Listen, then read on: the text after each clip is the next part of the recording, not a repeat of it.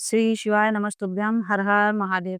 कुबेरेश्वर धाम से 24 सितंबर से नवरात्र के पावन अवसर पर नवरात्र शिव पुराण कथा शुरू हो गई है। ये 5 दिवसीय शिव पुराण कथा है जिसे आप ऑनलाइन आस्था यूट्यूब के माध्यम से दोपहर के 2 बजे से 5 बजे तक सुन पाएंगे। आपको बता दें 28 सितंबर शिव पुराण कथा अगर आप सीहोर कुबेरेश्वर धाम में जाकर सुन रहे हैं तो इसका समय दोपहर 10 बजे से 2 बजे तक का 1 बजे तक का रहेगा, मतलब सुबह का समय रहेगा इसका। और जो ऑनलाइन सुनेंगे उनके लिए वही 2 से 5 का समय रहेगा। अगर आप कुबेरेश्वर धाम में जाकर कथा सुनना चाहते हैं तो वहाँ जाकर के सुन सकते हैं, बस वहाँ पर पांडाल नहीं है, तो धूप या बारिश में आपको दिक्कतों का सामना करना पड़ सकता है। इसलिए आप अगर इतना कष्ट सह पाएँ तो आप कुबेरेश्वर धाम जा सकते हैं। आइए बढ़ते हैं आज की कथा की पहली विशेष जानकारी की ओर। कथा शुरू होते ही गुरुजी ने कहा, नवरात्र के दिन चल रहे हैं और सभी से कहना चाहेंगे नवरात्र में आपको माता के लिए एक ज्योत और धूप ज़रूर छोड़ना चाहिए। बढ़ते हैं दूसरी विशेष जानकारी की ओर। गुरुजी ने कहा, जब कोई स्त्री, कन्या, पुरुष या बच्चा आपके घर में आकर भोजन करता है, उसके तुरंत बाद आपको झाड़ू नहीं लगाना चाहिए। झाड़ू ऐसे समय में नहीं लगाया जाता है। ऐसा अगर आप कर देते हैं, तो घर की पूरी धन-संपदा घर के बाहर हो जाती है। अगर घर में कोई फंक्शन हुआ है, तो उसके तुरंत बाद आपको झाड़ू ना लगाएँ। बढ़ते हैं आज की कथा की तीसरी विशेष जानकारी की ओर। गुरुजी ने कहा, लाखों का ढोंग करने की आवश्यकता नहीं है। एक जोत भी जलाओगे तो माता प्रसन्न हो जाएँगी। एक कन्या को भी भोजन कराओगे, तो माता प्रसन्न हो जाएँगी। गुड़ चने का भी भोग लगाओगे तो माता प्रसन्न हो जाएँगी। बढ़ते हैं आज की कथा की चौथी विशेष जानकारी की ओर। सुभाष जी पत्र लेकर के आए जिसमें उन्होंने लिखा, मेरी शादी के 21 साल हो गए थे, संतान सुख नहीं था, सभी जगह दिखाया पर कहीं से कोई आराम नहीं मिला और हम भगवान को भी नहीं मानते थे क्योंकि हमें संतान सुख नहीं था। किसी के कहने पर हमने रुद्राक्ष महोत्सव की कथा सुनी, किसी के कहने पर कंकर रूपी शंकर का पूजन किया। कथा सुनकर मिट्टी को पेट में लगा लेती और बाबा की करुणा हुई। 21 साल के बाद संतान सुख हुआ। उसी का आभार व्यक्त करने कथा पांडाल में आए। बढ़ते हैं आज की कथा की 5वीं विशेष जानकारी की ओर। पिंकी देवी जी बिहार से पत्र लेकर आईं।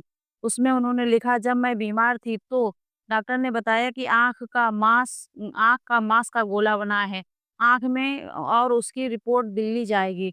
उसके बाद दिल्ली से रिपोर्ट आई, उसमें कैंसर बता दिया। परिवार में उदासी छा गई। किसी परिवार वाले ने आपकी कथा के बारे में बताया। कथा सुनना शुरू किया। मंदिर जाना शुरू किया, शिवलिंग पर जल चढ़ाते और उस जल का आचमन करना शुरू किया और 2 महीने तक हमने शिव की सेवा करी। उसके बाद जब जाँच कराई तो सभी रिपोर्ट नॉर्मल आई। उसी का आभार व्यक्त करने हम कथा पांडाल में आए। बढ़ते हैं आज की कथा की 5वीं विशेष जानकारी की ओर। गुरुजी ने कहा, अपने घर में बैठकर रोज़ अपने दुखड़े मत रो, किसी के सामने भी अपने दुखड़े मत रो। आपका दुःख कभी भी समाप्त ऐसे नहीं हो सकता है क्योंकि भगवान रोज़ आपके घर के द्वार में सुख संपत्ति संपदा नंदी को भेजते हैं। और जब हम अपने दुखड़े ही रोते रहेंगे तो जीवन में हमें उन्नति और सुख समृद्धि देखने को नहीं मिलती है। बढ़ते हैं 7वीं और विशेष जानकारी की ओर। गुरुजी ने बताया 3 से 9 अक्टूबर तक जलगांव की कथा ऑनलाइन होगी। कथा जलगांव में ही होगी, ऑनलाइन होगी। गुरुजी ने जगह की जानकारी नहीं दी है। बस ये कहा गुरुजी ने कि कथा वहीं होगी। इसके बाद 12 से 16 अक्टूबर सिवनी महाराष्ट्र में पंडाल में कथा होगी। इसके बाद 25 से 29 अक्टूबर 2025 तक धनोरा, छत्तीसगढ़, दुर्ग में कथा पांडाल में होगी। बढ़ते हैं आज की कथा की 8वीं विशेष जानकारी की ओर। मीना जी पत्र लेकर आईं, जिसमें उन्होंने लिखा, मेरी मम्मी को 3rd स्टेज का कैंसर हो गया था। डॉक्टर ने कहा कि पूरी आंतों में बीमारी फैल गई है। डॉक्टर का इलाज के साथ-साथ मैंने सीहोर के प्रदोष काल की जो कामड़ रहती है, सीहोर में जो कामड़ रहती है, प्रदोष कामड़ चढ़ाई, उस जल से जल ला करके जाकर के माँ को पिलाया। क्योंकि आपने कहा था कि कामड़ जल जो है रोगी को, व्यक्ति को दिया जाता है, किसी भी प्रकार का रोग क्यों ना हो, लाभ ज़रूर देखने को मिलता है। हमने कामड़ जल माँ को पिलाया, 10 दिन बाद रिपोर्ट आई जिसमें माँ का की सभी रिपोर्ट नॉर्मल आ गई। उसी का आभार व्यक्त करने हम कथा पांडाल में आए। बढ़ते हैं आज की कथा की 9वीं विशेष जानकारी की ओर।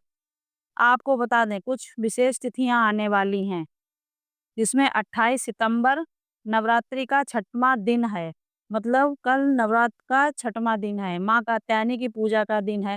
29 सितंबर जो नवरात्रि का 7वां दिन है, माँ कालरात्रि का पूजा का दिन है। 30 सितंबर जो नवरात्रि का 8वां दिन है, माता महागौरी की पूजन का दिन है। 1 अक्टूबर नवरात्रि का 9वां दिन है, माँ दुर्गा की पूजन का दिन है।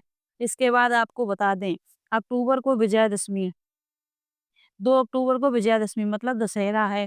दुर्गा जी का विसर्जन है। 3 अक्टूबर को पुंसा एकादशी है। 4 अक्टूबर को शनि प्रदोष है। प्रत्याश की कथा की 10वीं विशेष जानकारी की ओर। एक पत्र आया जिसमें उसने लिखा था कि मेरी बेटी ने जब जन्म लिया उसे कुछ ऐसा वायरस लग गया कि कुछ दिन बाद ही कुछ भी समझ में नहीं आया, उसके शरीर में कष्ट बढ़ता चला गया। बच्ची का शरीर सिर्फ़ 1 साल की ही थी, बहुत ज़्यादा अधिक मात्रा में उसके शरीर में सूजन आ गई, उसका मुँह भी टेढ़ा होने लगा। तभी किसी ने रात्र के 9:15 वाला आंवले के जल वाला उपाय बताया। हमने वहीं हॉस्पिटल के बाहर यह उपाय किया। आज हमारी बेटी धीरे-धीरे पूरी तरीके से ठीक हो चुकी है। उसी का आभार व्यक्त करने हम कथा पांडाल में आए हैं। बढ़ते हैं 11वीं विशेष जानकारी की ओर, जो कि अंतिम जानकारी, एक विशेष उपाय जिसे आप कल मतलब 28 सितंबर को कर सकते हैं। नवरात्र में अब सिर्फ 4 दिन ही शेष हैं और सभी दिन विशेष हैं। आपको इन बचे हुए दिनों में से किसी भी एक दिन ये उपाय अगर आप कर लेते हैं तो आपको लाभ ज़रूर देखने को मिलता है। फ्रेंड्स, अगर आप कर सकते हैं तो ज़रूर कीजिए। हमारे यहाँ तो सूतक हो गया, इसलिए हमारे तो कोई उपाय हो नहीं सकती, लेकिन हम आपको बता तो सकते ही हैं कि आप कर लीजिए। हमारे तो एक डेथ हो गई, एक लोग दादी हमारे एक्सपायर हो गई, तो सूतक लग गया है। तो आप कीजिए उपाय, माता रानी सबकी मनोकामनाएँ पूर्ण करें। आप चाहो तो एक दिन भी उपाय कर सकते हो, नवरात्र का ये बिल्कुल नया उपाय है, जिसकी जानकारी गुरुजी ने हाल ही इसी पुराण की कथाओं में दी थी। तो आप ये सरल और आसान उपाय नवरात्र में अवश्य करें। आपको बस इतना करना है कि माता के दर्शन करने जाएँ तो आपको लाल पुष्प की 9 पंखुड़ियाँ लेनी हैं और माता को ले जाकर अर्पित कर देना। अगर आपके पास लाल पुष्प की पंखुड़ियाँ नहीं हैं, तो आप रोली से लाल किए हुए चावल के दानों को भी रख सकते हैं और उनका उपयोग कर सकते हैं। काफ़ी सरल और आसान उपाय है, इसे आप देवी जी के मंदिर दर्शन करने जा रहे हैं तो वहाँ कर सकते हैं। अगर देवी जी के दर्शन करने नहीं जा रहे हैं तो भोलेनाथ के मंदिर में जा रहे हैं, तो माता पार्वती के हस्तकमल में अर्पित कर सकते हैं या फिर भोलेनाथ के मंदिर में अगर माता की प्रतिमा है तो उसमें भी अर्पित करके आप ये उपाय कर सकते हैं। अगर आपके घर में देवी जी की फ़ोटो या प्रतिमा है तो वहाँ पर भी आप ये उपाय कर सकते हैं। घर पे कर रहे हैं, चावल के दाने अर्पित कर रहे हैं, तो अगले दिन उन चावल के दानों को आप पक्षियों को डाल सकते हैं। आशा करती हूँ आप इस कथा से जो जानकारी प्राप्त हुई, उससे मतलब आपको बहुत ही लाभ होएगा और आप ये जो हमने उपाय बताए हैं, उनको ज़रूर कीजिए, जिससे कि आपको ज़्यादा से ज़्यादा लाभ प्राप्त हो।